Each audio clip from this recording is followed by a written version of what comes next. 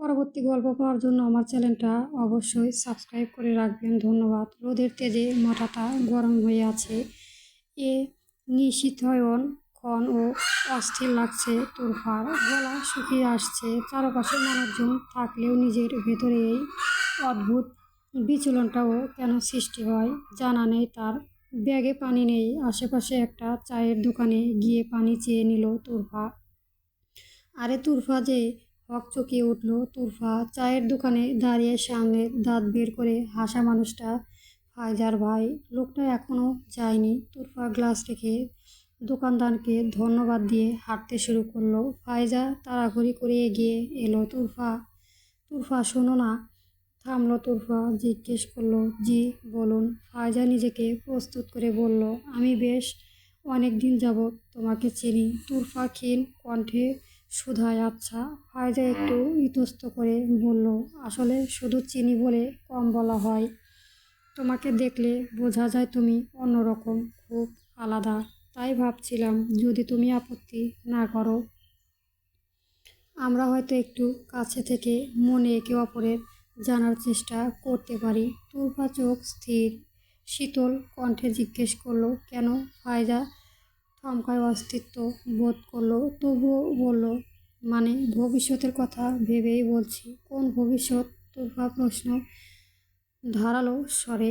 Fayza গলা খেঁচারি দিয়ে বলল, আমি সিরিয়াস। তোমাকে সম্মান করি। তাই সরাসরি কিছু না বলে তুরফা থামিয়ে দিল। তাহলে সরাসরি বলুন। ইঙ্গিতের কথা বলার অভ্যাস আমার নেই। ফায়জা এবার স্পষ্ট করলো, আমি চাই তুমি আমাকে একটা সুযোগ দাও। যদি আমরা মনের সম্পর্ক দিকে এগোতে পারি। তুরফার মুখে কোনো পরিবর্তন নেই।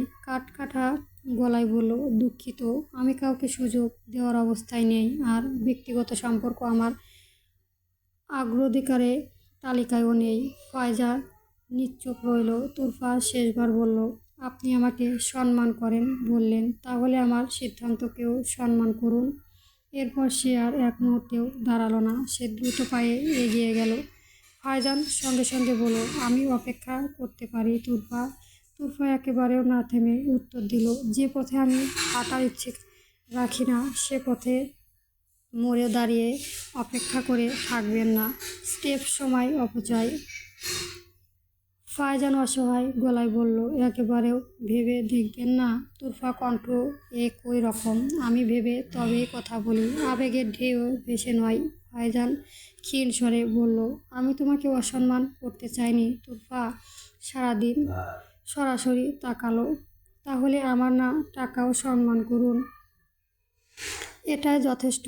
এরপর আর পেছনে না তাকিয়ে এগিয়ে গেল সে। ফায়জান দাঁড়িয়ে রইল, অপলক চেয়ে বিড়বিড় করে করলো, গোটা জীবনটাই যে বয়ে যাচ্ছে ব্যর্থতার ধারায়, সেখানে অবশিষ্ট একটু সময় না হয় গেল, ক্ষতি কি? পুরোটা। তুরফা অস্তিত্বই কেটেছে বরাবর ভাবছে, তাহলে এতদিন যে সে কারো উপস্থিতিতে টের পেত, সে কি ফায়জান ভাইয়ের ছিল? কিন্তু মনটা সায় দিচ্ছে না। কেন এত বিচলিত লাগছে নিজেও বুঝতে পারছে না। শরীর ঘেমে গেছে। আজকেও সে জানালার ধারে দাঁড়িয়ে খোলা আকাশে দেখছে। এটা নানুর কাছে শেখা। নানু রঙের নিচে খোলা আকাশে তাকাতেন। এতে নাকি মন খারাপ দূর হয়। সহসা ধোয়া ওঠা গরম চায়ের কাপ সামনে এলো। তুরফার পাশ ফিরিয়ে তাকালো। শানজাহানা বললেন, ফ্লাক্সে একটু চা ছিল, মুড়ি দেব? তুরফা নির্লিপ্ত উত্তর, দাও। শানজানা চায়ের এনে দিল। তুরফা চায়ে চুমুক দিল। তোর মুখটা আজ এমন কেন লাগছে? তুরফা ভ্রু উচালো। কেমন লাগছে? শানজানা ওর চুলগুলো মাথা গুঁজে দিল। বললেন, সারাক্ষণ কি চিন্তা করিস বলতো? তুরফা মলিন হাসল। শানজানা বললেন, চিন্তা ছাড়, জীবনের নিয়ন্ত্রণ করতে যাস না। সে নিজেকে নিয়মে বয়ে যায়। বরং তুই ভাব, এই চলার ভেতর তোর অবস্থান কোথায় আর কোথায় পৌঁছতে চাস? শানজানার কণ্ঠে ছিল অভিজ্ঞতার মৃদুভাব। জানালা দিয়ে আসার আলোয় তুরফার মুখে কঠোরতা আরও স্পষ্ট করে তুলেছিল। বিচক্ষণের সঙ্গে ধরতে পারল মায়ের কথা, গভীরতা। অবস্থার বদলে বলছো? শানজানা মাথা নাড়ালেন, ঠোঁট প্রশান্ত। বদলেতে না, মা গুছিয়ে নিতে মানুষ একা একা সবটা বইতে পারে না। তুরফা চোখে তীক্ষ্ণতা। মানুষ পারে না নাকি ছেলেরা পারে না? সানজানা এক মুহূর্তে চুপ রইল, তারপর ধীরে স্বরে বললেন, আমি তোর শত্রু না তুরফা। তুই এমন এক জীবনে থাকিস যেখানে তোর পাশে কেউ থাকবে। তুরফা হাসলো। পাশে থাকা আর একদিন সরে যাওয়া দুটো ফাঁকা। আমি দেখেছি আম্মু, যে ঘরে একদিন দরজা দেখাতে পারে তাকে ভরসা বলা যায় না। সানজানার চোখে ক্ষণিকের জন্য অতীত নেমে এলো, কিন্তু নিজেকে ভাঙলেন না। সরাসরি বললেন, সব মানুষ তো বাবার মতো নয়। কিছু মানুষ আমার বাবার মতো হয়। তুরফা শান্ত গলায় বলল, সবাই এক নয়। এক কথাই সবচেয়ে বেশি শুনিয়েছিস, কিন্তু ভাঙার শব্দটা সব ঘরেই এক রকম। সানজানা দীর্ঘশ্বাস ফেললেন। তুই কি সারা জীবন একটা ঘটনার দেওয়াল তুলে রাখবি? তুরফা সোজা হয়ে দাঁড়ালো। দেওয়াল না, সীমানা। আমি পুনরাবৃত্তি চাই না। বাইরের আকাশে আলো ফিকে হয়ে আসছিল। সানজানা এগিয়ে এসে মেয়ের কাঁধে আলতো হাত রাখলেন। শক্ত থাকিস মা, কিন্তু মনটা পুরো বন্ধ করে রাখিস না। জীবন সবসময় একই গল্প লেখে না। তুরফা কিছুক্ষণ চুপ থেকে খুব ক্ষীণ স্বরে বলল, আমি কাউকে দোষ দিচ্ছি না আম্মু, আমি শুধু আর কাউকে আমার ভবিষ্যতের চাবি দিতে চাই না। সানজানা বললেন, সব কিছুর হিসাব দিয়ে মাপা যায় না। তুরফা চোখ নামিয়ে নিল। আমি হিসাব করি না আম্মু, আমি শুধু ভুলগুলো মনে রাখি। সানজানা দীর্ঘশ্বাস ফেললেন, হালকা হাসলেন। দেখিস, আল্লাহ একদিন তোর জন্য এমন এক সময় আনবে যখন একজনের উপস্থিতিতে তোর স্পন্দন তীব্র হবে। তখন তুই বুঝবি তার জন্য অপেক্ষা করা জীবনের এর কষ্টের থেকেও যন্ত্রণায় হবে।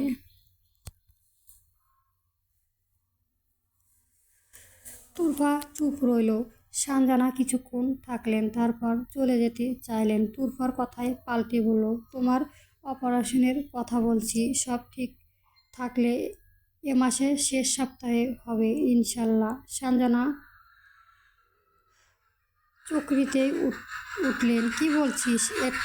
এত টাকার ব্যাপার, আমাকে জিজ্ঞেস করার প্রয়োজন বোধ করলি না? একাই সব ঠিক করলি? তুরফা বলল, তোমাকে জানিয়ে করলে আদৌ অপারেশন হতো? পেটের অবস্থা দেখেছো?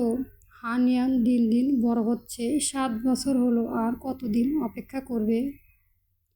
সানজানা ক্ষীণ রুদ্র কণ্ঠে বললেন, হবে একদিন। তবে এত তাড়াতাড়ি সিদ্ধান্ত নিলে কেন?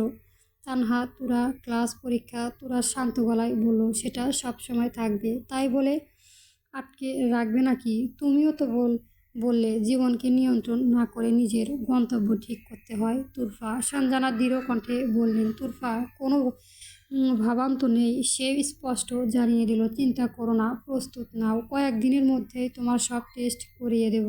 আর তানহা, তুরাদের পাশে আমি এখনও আছি। সানজানা কিছু বলতে পারলেন না। মেয়ের সিদ্ধান্ত মেনে নিতে হলো তার। ভেবে ক্ষীণ হাসলেন। মেয়ে যে একজন তার অভিভাবক হয়ে উঠেছে। পরের দিন তুরফা ভার্সিটিতে গেল না। ভীষণ অস্থির লাগছিল, বুকটা ধড়ফড় করছিল, তাই যেতে ইচ্ছে করলো না। তানহার সঙ্গে গেল। ওর যাবতীয় ফি বেতন সব মিটিয়ে দিল। এছাড়াও তুরফাকে স্কুলে নিয়ে যাওয়া আশা করলো। পুরোটা দিন ওদের সঙ্গে কাটালো। দিনটা অনায়াসেই চলে গেল। পরের দিন সকালে বারান্দায় চেয়ারে বসে চা খাচ্ছিল তুরফা। তানহা রেডি হয়ে বেরিয়ে এলো তুনা ঘুমে। তানহাও এসে চেঁচিয়ে উঠল, আম্মু, আমাকে তাড়াতাড়ি নাস্তা দাও, দেরি হচ্ছে। তুরফা ভ্রু কুঁচকে উঠল। তৎক্ষণাৎ সেখানে উপস্থিত হলো সে। জিজ্ঞেস করলো, কোথায় যাচ্ছিস তুই? তানহা ভড়কে গেল। আপু প্রতিদিন তো এই প্রশ্ন করে না। আমতা আমতা করে বলল, কেন? কোচিং করতে। তুরফা জরুরি দৃষ্টিতে দেখলো, শুক্রবারে তো কোনো কোচিং থাকে? তানহা বিষময় খেলো, বড় বড় চোখ হলো। ইতস্ত গলায় জিজ্ঞেস করলো, আজকে শুক্রবার? হ্যাঁ, খেয়াল করিনি। তানহা হতভম্ব হয়ে ঘরে গেল। রেডি গেটআপ খুলতে আসলো। তুরফা বারান্দায় যেতে যেতে বলল, এদিকে আয়। তানহা মিনমিনিয়ে চলে গেল। তুরফা বলল, বস, খা। তানহা খেতে শুরু করলো। তুরফা খুব শান্ত গলায় প্রশ্ন করলো, তুই প্রেম করছিস? তানহা কেসে উঠল। তুরফার দিকে তাকালো। তীক্ষ্ণ দৃষ্টিজোড়া তার দিকেই তাকিয়ে। মিথ্যে বলার অবকাশ নেই। আমি কিছু জিজ্ঞেস করেছি, উত্তর দে। তানহা ভীতিগ্রস্ত গলায় উত্তর দিল, না না, আসলে ছেলেটা আমাকে পছন্দ করে, পিছনে পিছনে ঘুরে অপেক্ষা করে। আর তুই পছন্দ করিস না? তানহা সময় নিয়ে বলল, না আসলে। তাহলে ওর অপেক্ষা মোতাবেক বাসা থেকে তাড়াহুড়ো করে বের হওয়া, আনমনে শুক্রবারেও রেডি হওয়া, আমি গেলে ভয়ে থাকা। সব কি ভয় তারা পায় যারা অন্যায় করে কিংবা অন্যায়ের সঙ্গে সংশ্লিষ্ট থাকে। তানহা ঢোক গিল, আপু আমার আমার তাকে পিছু ঘোরে, পিছু পিছু ঘুরতে ভালো লাগে তাই তো, দৃঢ় গলায় বলল তুরফা। তানহা মাথা নত করলো। তুরফা জিজ্ঞেস করলো, কিশোরী বয়সে আসিস তুই? এ বয়সে ছেলেদের সঙ্গে কথা বলতে ইচ্ছে করবে, অন্যের প্রেম প্রীতি দেখে মনে ঢেউ উঠবে, এটাই স্বাভাবিক। কিন্তু স্বাভাবিক হলেই সব ঠিক হয় না। স্রোত যেদিকে যায় সব সেদিকেই ভাসে। চরিত্র ধরে রাখতে হলে অনেক সময় উল্টো দিকে হাঁটতে হয়। তানহা চুপ রইল। তুরফা এদিকে এসে বলল, যে তোকে পছন্দ করে সে যদি সত্যি সম্মান করে, তোর সীমারেখাও মানবে। পিছে ঘুরে বেড়ানো ভালোবাসা নয়, অনেক সময় সেটা শুধু আবেগ। আবেগের বয়স ছোট, ফলে দয়া বড়। তানহা আসতে বলল, আমি খারাপ কিছু চাইনি আপু। তুরফার গলাটা নরম হলো, আমি জানি, তাই তোর এখনই থামতে বলেছি। নিজের মূল্য বুঝতে শেখ। যেই দিন তুই নিজেকে সম্মান করবি সেই দিন কেউ তোকে হালকা করে দেখার সাহস পাবে না। তুরফা কিছুক্ষণ তানহার দিকে তাকিয়ে রইল, চোয়াল শক্ত কিন্তু কণ্ঠে নমনীয়তা ঢেলে বলল, তুই বুঝতে পারছিস না তানহা, এই বয়সে যে অনুভূতিগুলো খুব বড় মনে হয়, সময় গেলেও সেইগুলো ছোট হয়ে যায়। কিন্তু ওই ছোট ভুলের দাগ অনেক সময় বড় হয়ে থেকে যায়। তানহা ক্ষীণ কণ্ঠে বলল, সে খারাপ না আপু, খারাপ বলিনি। তুরফা থামালো। মানুষ খারাপ না হলেও সম্পর্ক ঠিক হয় না। সময়, অবস্থা, উদ্দেশ্য সব ঠিক থাকতে হয়। শুধু কারো অপেক্ষা করা, তাকিয়ে থাকা, এগুলো ভালোবাসা প্রমাণ নয়। অনেক সময় একটা কৌতূহল, অনেক সময় মরীচিকা। তানহার চোখ তুলল, তুই কি কখনো এমন অনুভব করে করিসনি আপু? তুনহা এক সেকেন্ড চুপ করে রইল, তারপর বলল, অনুভূতি হওয়া দোষ নয়, দোষ হলো তাকে লাগামহীন ছেড়ে দেওয়া। মন যদি নিয়ন্ত্রণ না শিখিনি, মনই তোকে নিয়ন্ত্রণ করবে। তানহা ধীরে জিজ্ঞেস করলো, তাহলে কি করব? তুরফা শান্ত গলায় বলল, দূরত্ব রাখবি, নিজেকে ব্যস্ত রাখবি, নিজের পড়াশোনা, নিজের স্বপ্ন নিয়ে। যে সত্যি তোর জন্য হবে সে তোর মর্যাদা নষ্ট করে কাছে আসবে না, সম্মান রেখে অপেক্ষা করবে। একটু থেমে আবার বলল, আর একটা কথা মনে রাখিস, যে সম্পর্ক লুকিয়ে রাখতে হয় তার সাধারণত ঠিক পথে থাকে না। তানহা মাথা নাড়ালো। তুরফা এবার তার মাথায় হাত রাখলো, আমি তোর শত্রু নয়, তোর ভবিষ্যৎটা পরিষ্কার দেখতে চাই বলেই এত কথা বলি। আম্মুর দিকে তাকা, এখনো কত সুন্দর দেখ।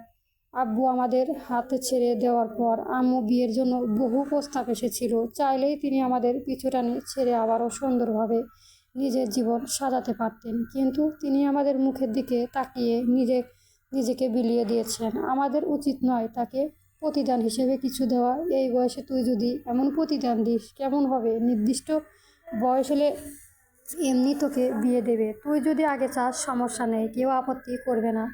করতে চাস? তানহা মিনমিনিয়ে উত্তর দিল, না। তাহলে এসব থেকে বেরিয়ে আয়, পড়ালেখা ফোকাস কর। এছাড়াও প্রেমে জিনা, 5 ওয়াক্ত নামাজ পড়ে এসব করবি। জিনায় থাকলে দোয়া কবুল হয় না। এছাড়াও জিনা শাস্তি ভাগীদার অভিভাবকও। যে আম্মু এত কষ্ট আত্মত্যাগ করেছে, নিশ্চয় চাস না তোর গুনাহের ভাগীদার হোক। তানহা চুপ থাকে। তুরফা এগিয়ে গিয়ে বলল, আমি জানি আমার বোন এমন নয়, সে ভীষণ বুঝদার। তানহা ঠোঁট ক্ষীণ প্রশস্ত হয়। সে বলল, আপু আম্মুকে বলিস না। তুরফা আশ্বাস দিল, বলবো না।